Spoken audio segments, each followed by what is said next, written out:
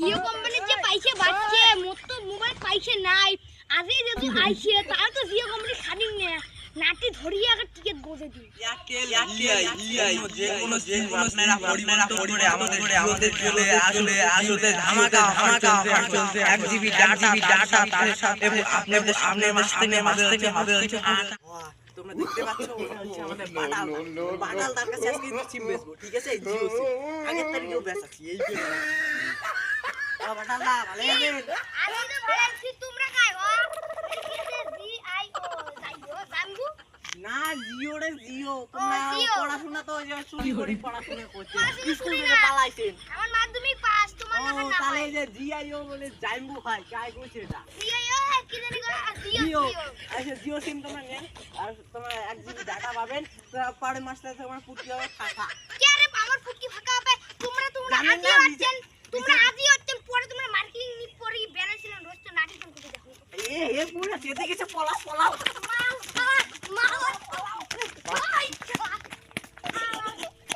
বাটালদার যে পিটনি খাইলং এই পিটনি মুই জীবনও ভুলবে না তোমরা কি কর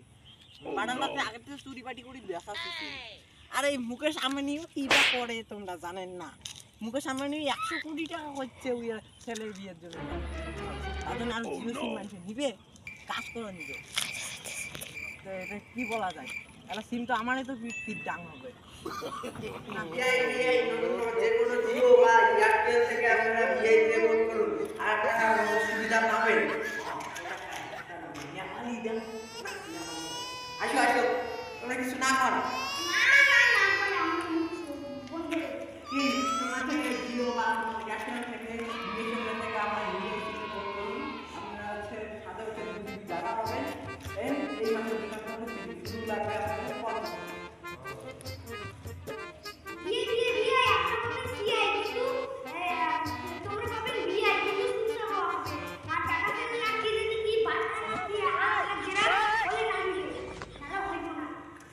যদি লিগাল চান তাহলে চট করে দিয়ে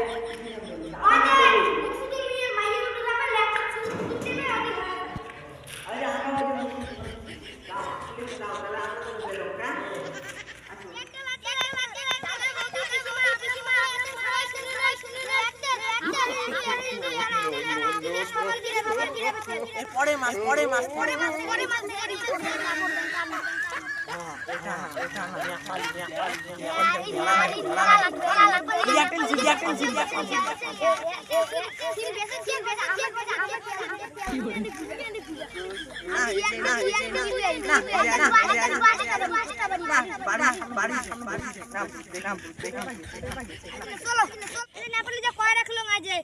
জিও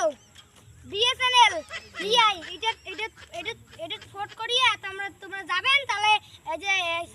যে 399 টাকা রিচার্জ করবেন আর 1 জিবি ডাটা পাবেন আপনারা 399 টাকা এত টাকা রিচার্জ বাড়িয়েছেন যে আমি রিচার্জ করতে পারছি না এটা সবার জন্য অসুবিধা হচ্ছে এটা আমি তো বাড়াইনি আমাদের যে মালিক বাড়িয়েছে জিও বাড়িয়েছে থেকে আমাদের মালিকও বাড়িয়েছে এমন মালিক শয়তান আমার তো কিছু করার নেই আমি আপনাদের আমি ছাড়বো না ওই পাগল রে